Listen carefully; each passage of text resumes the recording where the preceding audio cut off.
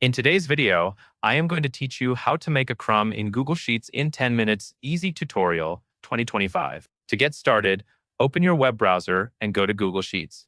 You want to be on the main Sheets homepage where you normally create a new spreadsheet. This is the fastest way to build a CRM because Google already provides a ready-made template that includes the key pieces most small teams need. Once you are on the Google Sheets homepage, find and click Template Gallery. This opens a collection of pre-built spreadsheets designed for common workflows. Using a template saves time and helps you avoid forgetting important sections like contacts and deal tracking. Inside the template gallery, look for the option labeled Customer Relationship Management and click it. Google Sheets will automatically create a new spreadsheet based on that CRM template. Give it a moment to load because it usually includes multiple tabs and some built-in formatting. After the template opens, click Highlight. This action helps bring attention to important parts of the sheet, so you can quickly see where information should go. When you are learning a new template, visual cues like this make it easier to understand what is editable versus what is calculated or summarized. Now move to the Dashboard tab.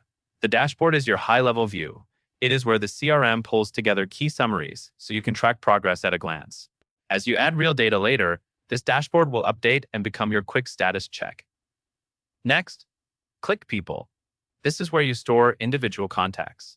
Think of it as your contact list inside the CRM.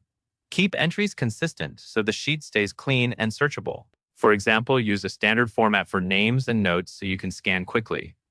Then click Companies.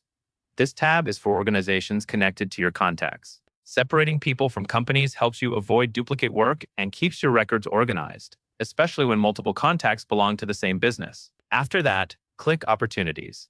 This is where you track potential deals or active sales conversations. As you fill this out over time, it becomes the core of your pipeline view, helping you see what is in progress and what needs follow-up.